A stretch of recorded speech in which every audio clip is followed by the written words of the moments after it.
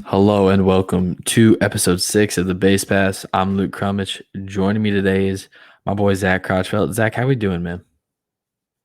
Good, man. Hanging in there, enjoying life, living it to the fullest. Doing good. Yeah, man. I mean, draft's coming up quick. This will probably be out like a week after we actually record. So when this is coming out, people have even less time till you find out where you're gonna be going, whether that's Auburn or a minor league team. Um, but yeah, man, we're just gonna get right into it here. Um, I'm a Jersey guy. You're a Jersey guy. Short conference has the best athletes and all of that. Um, but you're probably you and Trey Dombrowski are probably like the premier pitchers from Jersey this year, and you're both Southpaws. Um, so just talk a little bit about your game, your pitch mix, stuff like that. Yeah, for sure. I mean, it's pretty simple. I've had like the same pitch mix since I was young. I've had just four seam, two seam, changeup, curveball, and working on a cutter here and there. But yeah, I don't know. I just like to keep it simple and let those pitches play off my fastball. Yeah, I mean, even in like the freezing cold spring at the start of this season, you were killing it with your velo and stuff like that, and that fastball definitely speaks for itself. 55, 56 averaging, and that was last summer. So now who knows what that's at? I mean, you probably do, but that's not like very public information. But yeah, man. You've done a lot of moving upwards as the draft has come up. From what I was told by people I know there, you did amazing at the combine, and there wasn't many, if any, bad things said about how you played. From people that the guys I know who actually got to go, unlike me, because graduation and all that. Um, they said all good things coming out of your end. They know I'm a short conference guy, so they sent that information my way. How was the combine for you? Combine was awesome, man. It was probably one of the most fun things I've gotten to do, and it has a lot to do with the weather out there and just kind of the atmosphere and the competition that I got to experience there. Plus, I have some family out there, so that was nice to spend some time with them. And but I mean, as far as how it went great. I can't really say too much about what could have went better. I think it went pretty well for me, and probably showed some things that are pretty good, but I also showed some things I probably still have to work on. So I think it was the best of both worlds. Yeah, obviously, there's always going to be things to work on in your game, especially when you're coming out of, high school and you're only 18, about to get, drafted by a professional franchise. Um, that being said, you did a lot of you're like coming onto the scene and rising up the rankings and all that has been at like, uh PDP leagues and area code games. What are those experiences like? A lot of the guys who I've talked to don't really go to stuff like that. Like they'll do USA baseball, but that's basically it. How are those games for you? And does it give you a different point of view on the game from like, playing in Jackson? Yeah, I mean it's a lot different in term. I mean just in terms of the competition alone. It's a different stage. You're playing at the highest level, and there's a lot more on the line there. Not to say that there's not here because high school baseball is very competitive, but um, everybody knows what the reason that you're there and you're trying to get looks and whatnot. So on top of that, you have the really good competition that um, competition is good in Jersey, but there's a lot of really good kids out there across the country, and coming to see those kids and see firsthand what they can do. You're in the real deal, and you got to be on your A game every time. Yeah, I mean, obviously it's a different look, different feel because you're going against, these guys who are being looked at since they're like, 9 years old, because that's just how baseball is. People are looking at, freshmen, having them commit to Power Five schools. Baseball recruiting is so wild. Um, but yeah, do you want to talk about, Auburn and your recruitment process with them? Yeah, for sure. I mean, I started going through all my recruiting stuff the summer after my freshman year, and I had school like Maryland was on me. Prior maybe towards the end of my eighth grade year, say. So I guess recruiting started for me pretty early on, and um, I had the schools on me that I kind of was hoping to have, and after talking to them after the summer, um, some schools kind of made themselves clear as which ones were gonna, be my top picks, and that happened to be Auburn and Maryland and Florida State, schools like that. So, um, I made my decision after going down to visit Auburn in like what was it, like September or something like that. So, it was pretty easy making that decision, like talking to the coaches and it's the SEC, it's down south, it's all these amazing things. So, it was a pretty clear cut decision for me. And then just talking to the coaches and stuff made it way easier because they're such great guys. So. Yeah, college baseball is such a different animal than any other college sport because the SEC just completely runs everything, basically. Like it's the SEC and four other teams, it feels like every Right. year.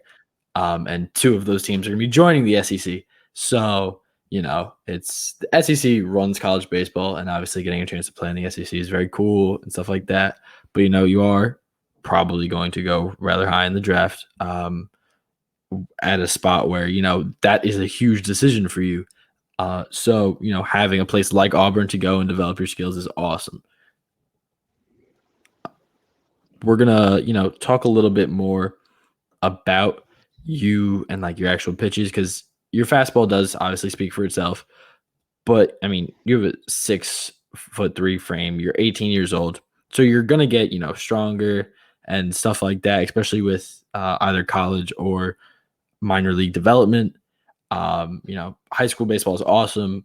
It's not obviously the same level of development as these other things. So, there's hope, maybe that fastball creeps up a little bit. You get, 98 maybe, one day and you're killing that. But, your changeup is something that is talked about a lot because of how you sell it. Um, do you think other than your fastball, your changeup's your most reliable pitch?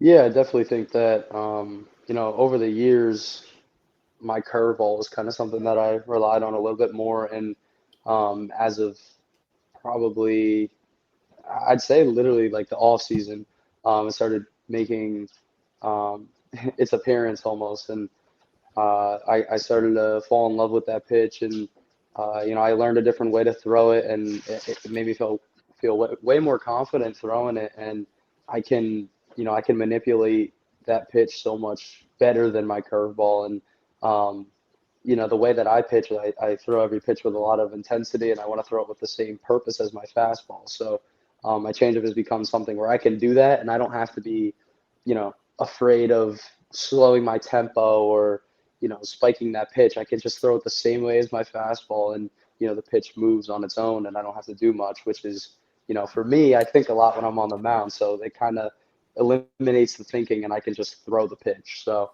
and I don't think my changeup is very. It's almost like an under the radar pitch. It's not something that a lot of people know that is um, probably like has become what it has become.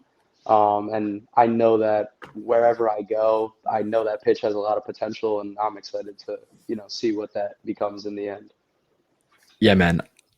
Mostly knew about it because I went to a few games this year, so I saw that thing is pretty wicked. So a little bit of you're the only prospects here like that I've interviewed that I actually got a chance to see in person because I live in this town or the town over, same thing.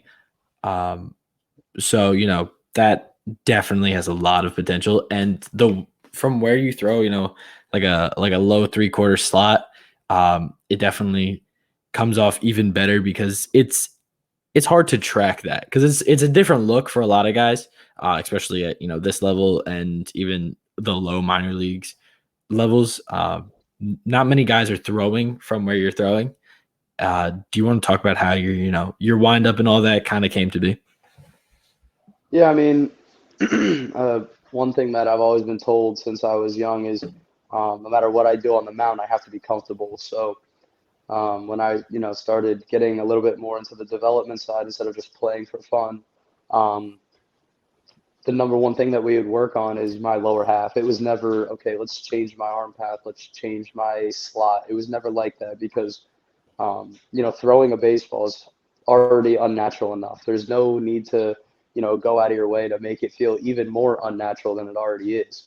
So, wherever I was throwing from, we were just going to ride with it. But obviously, if there was going to be problems, then we would make the adjustments that had to be made. But over time, my arm slot has crept down a little bit.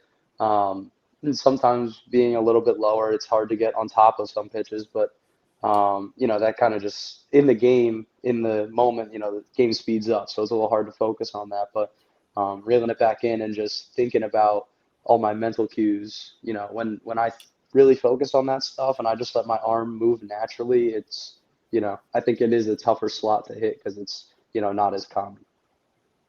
Yeah, definitely, man. And again, going back to your curveball a bit, um, you know, MLB.com says a pitch like one of your pitches has great potential and could really turn into something at the next level. That's a pretty good compliment, I'd say, just the MLB's writers. But they talk about your curveball a little bit and how it can get a little slurvy, which I don't know if that's a movement that you like on your curveball, if you like it to be more of a regular curve, or do you try and put that little bit of slurve on it? Yeah, so I think I'm at a point where I have that advantage and the freedom where, however I throw that off-speed pitch, it could be a little slurvy, it could be a little loopy, but because I throw as hard as I do and I throw from the slot that I do, I can get away with some of those things. And sometimes I get hurt. A lot of the hits that I gave up this year were, it was more towards the curveball side. So, I can get into trouble with that, and I think because of my arm slot, I will become a slider guy. And I think I've always thrown a curveball, and it's meant to be, like an 11.5 curveball. But for my arm slot, as low as it is, it's hard to throw a curveball from that slot. So I think that my natural, arm action wants it to be a slider, but I'm still throwing it like a curveball. And last all season, I tried to kind of move over to throwing a slider instead of a curveball. And I just didn't have enough time to really work on it and get it to where I want it to be. So I just stopped calling it a slider and called it a cutter. And I really like that pitch, but again, I just need more time to work on that stuff. And I think one day I will be a slider guy over a curveball guy. Yeah, again, makes a lot of sense with how we talked about your arm angle and your path, but throwing a slider from that angle makes it 10 times harder to hit. It just visually it trips people up like so easily. So again, makes sense, and you have that opportunity to go either way. If you want to try and keep that a curveball, it is something you definitely could do. Just because it's something you've always thrown, you have that experience with it, or you can go that other route where it's a cutter slider, and mix both of those in, mix them together, because a lot of guys do that. As they move up, they get that cutter slider action going together, and it's very hard to hit that stuff. Um, yeah, man. I mean, we're gonna talk a little bit more about why you love baseball, why you want to, continue to play this and stuff like that. So to get us started, kick us off with a little bit of a meatball here. Who's a guy who was your favorite player growing up, and then a guy you kind of like model your game after? Yeah, I mean, growing up, my dad is the one who got me into baseball. And, I'm a diehard Yankees fan. So I originally was the first baseman. I wasn't even a pitcher, originally when I was younger. So I love Don Mattingly. He's probably going to be my all-time favorite. I have a signed ball up in my room from him, and I wore 23 for the majority of my career up until high school and even through high school a little bit. So, loved Don Mattingly. And then I guess someone that I've kind of modeled my game after would be guys like, Marcus Stroman or a Luis Severino in not in how they pitch or their motion or anything like that, but kind of the intensity and the fire that they bring on the mound. Um, a lot of times people tell you, people in this situation, people tell you, you have to be careful what you do on the field, and you got to keep your emotions in check. And of course, I can keep, the emotions in check, but you also have to let those emotions out. And sometimes you get in a spot where, you're down a run, you're down 2 runs, and you come out of a jam, and you know, maybe your team needs you to be all fired up. And I love looking into the dugout and getting our team going.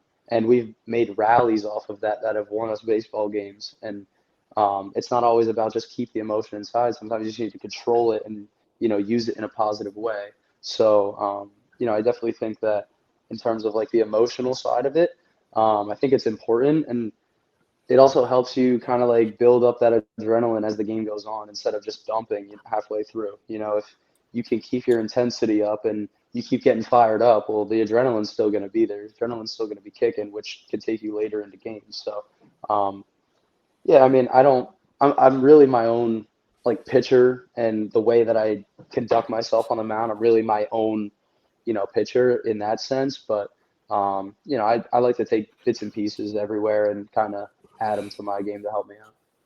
Listen, let's just hope you're not like, Stroman on Twitter. Be like him on the Yeah. field. Don't be like him on Twitter, bro. Hey, social media is it's a scary place if you It's a say the wrong killer. thing. It's a killer, Yeah, especially when you're a pitcher who can get, 5 ERA like, that, and then you look right, like a clown. And then you have to block, 20,000 Yankee fans. But that's baseball, baby. But 100%. yeah, a lot of people don't understand that in baseball, leading with intensity can work better than in like something like basketball. Like basketball, you lead with intensity, you get teed up, you're out, and then your team's down a player for the whole game. If you're a starting pitcher, you get a little too intense, you get ejected. But it's like the 6th inning. I mean, your team can cover that. You're starting Right, point guard for a basketball team. You get ejected in the third quarter. Your team's probably not winning that game. right, So baseball is, different in that sense where leading with intensity is something that, works and works very well. If you look at, the old Miss team that just won the College World Series, they were so intense, but they were having fun with their intensity. They weren't like, chirping at the other team. They were chirping with right, each other and stuff like that. So, that's something that is a valuable asset that that you can do that, and it can get you further into games, help your team out, pick up your guys and stuff like that. So that's super cool, man. And you said your dad got you into baseball. Um, was your dad like a big baseball guy growing up? And did he play anywhere? You just he just loved it and passed it on to you. yeah. I mean, my dad has always just had a love for the game, and he only played through high school and no further after that. But he introduced it to me when I was, geez, I don't know, like maybe 3 or 4 years old. And funny enough, he was a righty, so he taught me how to play as a righty. And I always tell this story, like I was just so bad as a righty that he was like, we should try lefty. And he said it looked a little more natural, so we just kind of rolled with it. But yeah, I mean, I've bonded with him so much and got a lot closer to him as I've gotten older, just because we have so much more in common, playing through high school and stuff. So baseball is a big part of our lives and a big part of the reason that I have such a good relationship with my dad, for sure. That's awesome, man. Again, like baseball is very much at this point because of, attention spans and things like that, watching TikTok videos. A lot of kids aren't getting into baseball because just can't pay attention for long enough to go through a whole baseball game. That was such a bad mistake. All right. Yeah, but like they just chasing butterflies in the outfield. So Right. having somebody, who loves baseball so much to teach you that love is obviously a big aid, help get you to where you are, and things like that. 100%. But is growing the game, going out in the community, playing baseball with kids, like at camps and stuff like that, that's something you want to do at the next level, like help out in your community and stuff? Yeah, I mean, I've always been big into giving back because when I was, once upon a time when I was a not so good baseball player and, looking up to those older guys that were, they were there for me and showed me the ropes, took me under their wing when I needed it. So I want to be that person that can give back in that way and kind of be that light for somebody else, like somebody was for me. And I love working with little kids, and sometimes it could be hard because sometimes they got a lot to work on. But Yeah, there are a lot. yeah, but that's the beauty of it because depending on how much a kid puts into it, can really, it could be amazing what he gets out of it, and the type of career he has because of it. So I love working with the little kids, and they always have a blast, and it's always a good time for sure. Yeah, man, and that's something that, minor league teams do a lot, like, the Blue Claws are literally doing that, like, next week, and I have to work Right. that. That's gonna be so much fun. I'm so excited. I work for the Blue Claws. Is Gotcha. like, in in, like, center field, working the games and stuff like that. I'm not doing nothing special yet. Hopefully one day, but, Yeah. um yeah, little kids who actually, like, enjoy baseball are the best because, they're intense about it at such a young age, and it's kinda hilarious to watch, a little kid pimp a home run. You know, Yeah. I I go to, games with my buddies for their little brothers and stuff, and they're, pimping home runs, and I'm like, "Dude, you're, like, 9 years old. Why are you Yeah. bat flipping? Like, what's going A on?" little savage already. Yeah. Yeah, bro. And especially like the travel team kids, they're a whole different animal when they're on travel teams that young. They're something else. They're rocking, pit vipers and chains, and you're like, dude, you can't hold that chain up. What's going on here? Yeah. Yeah. Um, Change bigger than you. yeah, bro. Like, dude, you have like 4 sleeves on. I'm like, how are you not passing out? You have so much on you, and you're literally 12 pounds. Like, what's going on? Right. This is not, this just makes no sense. But, that's besides the point. I went on a little tangent there. Um, that's really, the majority of what I have. Now we're going to move on to some questions from my mom, Jersey edition, because, Jersey guys.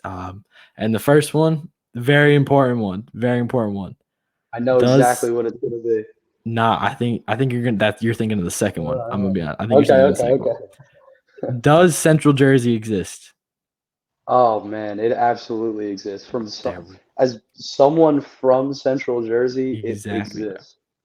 It exists. I mean, there's a portion of the middle of the state where you have people that are from up north that, think one way, and people from down south that think another way. But you have Central Jersey where there's people that are mixed in all over, and there's not one way in Central Jersey. It's almost like a mix of, both, like, I guess, ideas and ways of life from North Jersey and South Jersey. Yeah, bro. I always hear that Jersey's so small. How can it be split into 3 parts? I'm like, you have no idea. Like you have It's like huge. Yeah, like it might look small on a map, but there are so many people. There are so many different things going on in Jersey. You have New York, then you just got like the hills out in North Jersey. You got city people and then hill people up north. And then Yeah. you got like, marsh people who are farming cranberries, but you also have Philly people and Camden and stuff like that. Like Jersey, Yeah. and then you have the shore, old Jersey Shore, and all these, Staten Island people who move down to Central Jersey and are trying to, ruin it. But, um, Jersey's a wild place. Like I go down to South Jersey, I'm in the middle of Louisiana. What is going on? Yeah, Um, literally. like there's some wild stuff that goes down in South Jersey. But that's besides the point. Next question. Now I think you know where I'm going with this one. Pork roll or Taylor ham? It's pork roll, man. It's There not we Taylor ham. go. Dude, Let's go. I don't know who ever came up with Taylor ham, but like and was like, I get it. Taylor Ham is like maybe It's the the brand correct name. name. Yeah, the brand name, whatever. But like, it's pork roll sounds so much more appetizing than Taylor Ham. Yeah, exactly. And it's like, bro, it's like calling, sneakers by their brand name. Like, oh, there's some nice Adidas, bro. Like, no, just those Yeah, nice sneakers, bro. Like, what are you talking about? yeah, It's not like, it's not like that. It's not like it's a polo and you're like, oh, nice polo, because that's the brand, but right. it's just a slice of just a pork roll. Like, it's just what it is. And if you see it, it's not tailored ham. It's literally a roll of pork in Yeah, like a little sleeve, or like it's not like I don't know, dude. It's pork roll. No, there's no doubt about it. literally no doubt. It's no doubt. I agree with you. So, I'm right with you. And Jersey gets all this, like, it's literally there's literally a divide, and we're in Central Jersey, so we get both sides of it. We can get Philly and New York radio stations at the same time. Like, that's how you're in Central Jersey, first of all. Right. Uh, but yeah, like, it's so wild. And then this one, I have a feeling I know your answer for this. What do you call it? Is it the beach or the shore? Dude, that's a tough one. I what do you think my answer is? I don't know. I get vibes that you're a shore guy. I feel like you call it the shore. So when I say like if we're gonna go like to the ocean, like on the beach, I Yeah. say the beach. But when I'm talking about baseball, I call it the shore. Like I Yeah. can't I don't say like the beach area. It's like, oh, it's the shore area or shore baseball. But like, yeah, I don't know, man. I can't I'm not like, hey, you want to go to the shore? I can't say that. I have to say like, hey, you want to go to the beach? I have to. Yeah, It's exactly. it's too weird. Like, all right, this is my thing, right? If I'm talking to someone from New Jersey, I'm gonna say the beach. But if someone from outside of the state is talking to me about going to the beach and, I'm with them, I'm like, yeah, let's go to the beach. I won't say the beach. I'll say the shore to make them happy so they can be like, oh, Jersey Shore, and like, Yeah. do Right. the accent and stuff like that. So that's the only Uh-huh. time I call it the shore. Right. Yeah. I feel you. All right, last one. This one's not a Jersey question. Um, what's your favorite genre of music, and then your favorite song slash walk up song? Favorite genre of music is rap, and I only listen to rap and nothing else, just because like I don't know, man. I'm just weird like that. I hate country music. I hate like the pop songs. It's just not for me. I'm really into rap. Um, and then, man, favorite rap song or walk-up song? Um, Trademark USA by Baby Keem is really That's a good, and you good got one. Jimmy Cooks by Drake that came out not too long ago. And funny enough, we just went to go see the Minions movie, and we're bumping Rich Minion by Yeet that just came out yesterday. And yeah, I mean that song's pretty fire too. But like I Bro, love all rap, man. It's good. that's mad funny. You went to go see, the Rise of Gru that's now Oh yeah, everywhere for literally no reason because Yeet has a song in it, which is yeah, hilarious. Like, why did they choose him? I don't really know, bro. Like, such a wild collab choice by yeah. Universal. Like, what? All right, man. I don't know. But yeah, man, that's really all I got. Thank you for coming on. Good luck in the draft upcoming in, mid-July here. I'll be rooting for you and pulling for you. And thank you everybody for listening. This has been episode 6 of the Basepaths with my boy Zach. Yeah, thank you for listening. Thank you. It's been a pleasure.